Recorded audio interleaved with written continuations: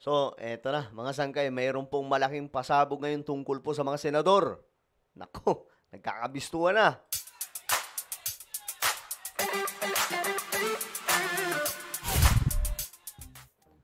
Hello, what's up guys? Ako muli ito nagbabalik dito sa ating channel. At ito, talakayin po natin mga sangkay itong mga sekreto ng mga senador na nagkakabistuhan na.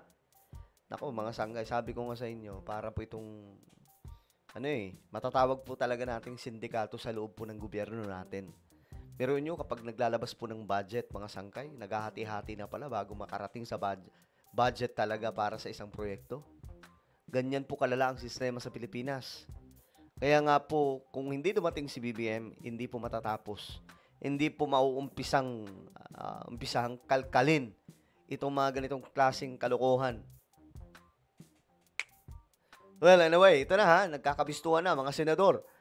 Bago tayo magtuloy-tuloy, tayo po ay nakarating na sa 1.55 road to 2 million subscribers. Kaya naman sa mga hindi pa po dyan nakakapag-subscribe at gusto mapabilang sa dumaraming mga solid sangkay, makikita nyo po yung subscribe button sa baba ng video na to. I-click nyo lamang po yung subscribe, i-click ang bell at i-click nyo po yung all. Sa mga nanonood po sa Facebook, i-follow nyo po yung ating Facebook page. Okay. Ito na. Ilang senador tumanggap di umano ng donasyon mula sa mga kontraktor. Naku po, binisto po ng Bilyonaryo News. Di lang umano si Senate President Francis Cheese Escudero. Naku, ayan na, mga sangkay. Ang may campaign donor na kontratista ng gobyerno. Naku, hindi lang daw po si, tama ba yung pagkarinig natin? Hindi lamang daw po si Cheese Escudero. Hindi lang umano si Senate President Francis Cheese Escudero. Ang may campaign donor na kontratista ng gobyerno. Naku. May ilan pang kandidato sa pagkasenador. Naku, ayan na nga ba ang sinasabi ko mga kaibigan. Di po ba? Ang lala na po talaga. Kung hindi, binisto ito ni BBM, hindi malalaman ng lahat mga sangkay. Diyos mio marimar. Ang tumanggap ng donasyon. Kilalanin sila sa agenda report ni Dexter Ganibe ng Abante. Ayan na. So, sir, kino-confirm nyo na nag-donate siya ng 30 million? Yes, nasa records yun. Mismong si SP Cheese Escudero ang umamin na donor niya sa kanyang senatorial bid noong 2022, si Lawrence Lubiano. O, ayan na ha. Umamin na po si Cheese. Nako. Wala din kasi siyang choice dito eh. Kasi kung hindi siya aamin, malamang sa malamang, sila Lacson, yayariin po siya dyan. Pero maganda na to na umamin na siya. Kasi may investigasyong mangyayari dyan eh. Ang presidente ng Centerways Construction na isa sa mga kontratista ng flood control project. Aha. Ilang araw lang bago ang SONA ni PBBM nitong Hulyo, magkasama sina SP Cheese at Lubiano sa inaugurasyon ng bagong gusali ng College of Business Management ng Sorsogon State University. Nako po. So talagang magtropa. Kita nyo, bago lang. Ilang araw bago ang SONA. Magkasama. Kita nyo mga sangkay. Nagkakabistuhan na. Nagkakabukingan na. O ngayon, yari sila dito. Nakabilang sa higit 125 million pesos contract na nakopo ng Centerways noong Setyembre ng 2024 para sa SORSU. Pero hindi lang pala si SP Cheese dahil there's more. Nako, eto na ha. Eto na, makinig tayo. Ayon sa pagsisiyasat ng Philippine Center for Investigative Journalism o PCIJ.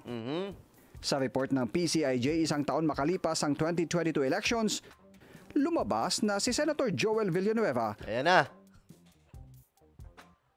Patay, yari sila dito. Ayan o.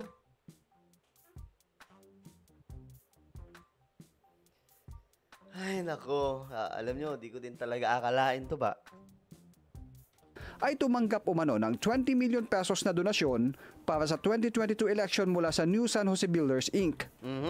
Nakasaad din sa report na si Villanueva lang ang nag-iisang kandidato noong 2022 na tumanggap ng donasyon mula sa New San Jose Builders. Bawal to. Kita nyo na mga sangkay. Nakakalungkot, no? Kaya nga, alam nyo, sana si General Torre yung humablot sa lahat ng involved dito. Mapa-senador, mapa-congressman, mapa-kontratista, lahat ng mga yan. Kailangan ito masugpo, masolve ni PBBM. Kasi kung hindi ito hindi po ito mai-resolba, sayang yung laway niya. Naumpisan na niya eh. Kailangan niya po itong tapusin. Lahat ng mga involved, talagang kunin. So, sa tingin niya, mayroon. Kaya pala.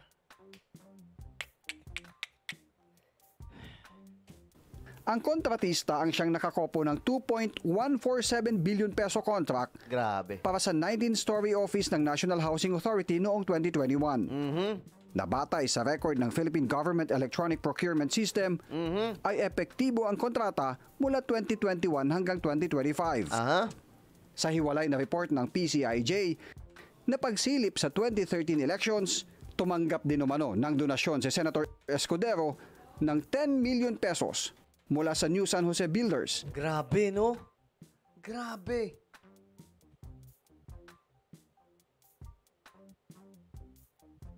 Ay, naku po.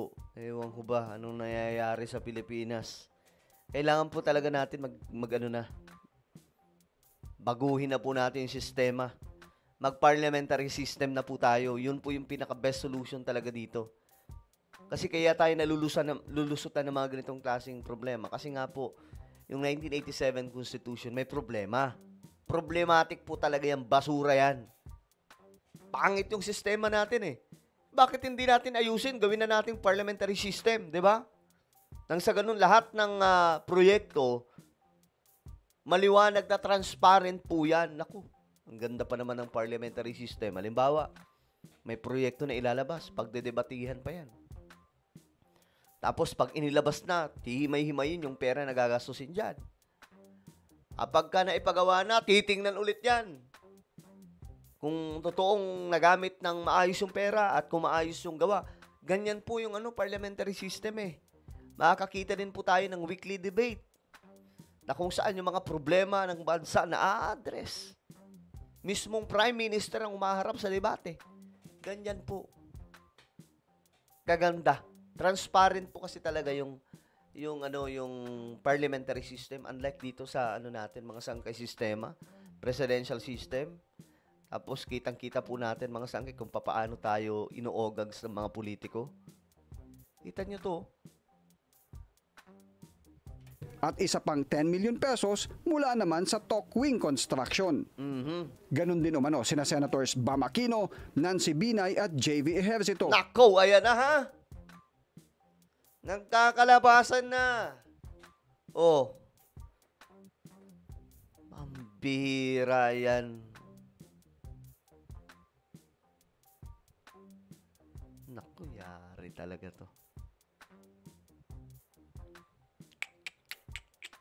Marami pa palang involved. Na tumanggap ng magkakaibang halaga mula sa ilang kontratista ng DPWH. Bukod pa sa partido politikal na Nationalist People's Coalition at United Nationalist Alliance. Sa inisyal na investigasyon ng COMELEC, may 4 na kontratista ang nagsilbing campaign donor ng ilang tumakbo sa pagkasenador. Naku po, ayan na.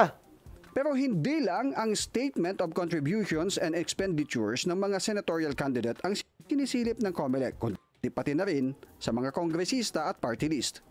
Para naman sa mga mapatutunayang sangkot sa anomalya sa flood control project, sinabi ni Senate Deputy Minority Leader Mig Zubiri, kailangan anyang sa huli ay may mapanagot. Mismo. Kailangan yan, hindi pwedeng wala. Diyos mio marimar. Alam nyo, ganito lang, kapag hindi po napanagot yan, magmumukhang inutil talaga si PBBM dyan. Talagang magiging sobrang weak siya dyan. Well, ako iniwala na mayroong mapapanagot dito kasi nga, tingnan nyo naman ang nangyari sa iba pang mga malalaking isda, di ba?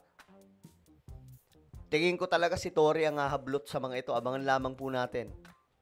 The executive will follow through with its threat to file cases. Pag wala kasi mga kasuhan dyan, ay ninasugon lang yan. Wala mangyayari.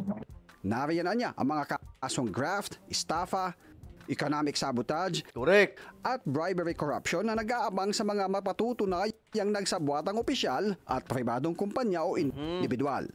Grabe kasi yan. Mas pabor naman si Zubiri na may independent third party na magsasagawa ng investigasyon sa issue. Exactly. Tama po si Senator Zubiri. Mukhang malinis no? Kasi willing siya na magkaroon ng pribado na iimbestiga tungkol dito. Kasi alam nyo guys, hindi po dapat Senado at Kongreso o House ang nagpapaimbestiga. Dapat ang may hearing dito o kung mayroon mang mag-iimbestiga, pribado na hindi po yung sila ng mga investigador.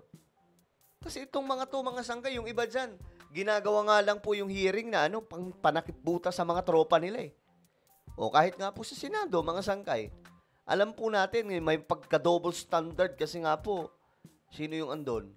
Andyan may mga nababanggit po tayo mga sangkay na mga pangalan. Kaya pala sinasabi ni Senator Lacson na hindi lang talaga sa House, pati sa Senado. 'Di ba? Ngayon nagkakaalaman na. Bakit hindi imbestigahan nila Marcoleta yung kapwa nila mga senador? Sige nga. Kung totoo 'yan. 'Di ba? Pambihira. Ano po ang inyong opinion? Comment down below. Meron po tayong YouTube channel, Sangkay Revelation. Hanapin nyo po ito sa YouTube. Kapag nakita nyo na, i-click nyo po yung subscribe, click ang bell at i-click nyo po yung all. Ako na po yung magpapaalam. Mag-iingat pong lahat. God bless everyone.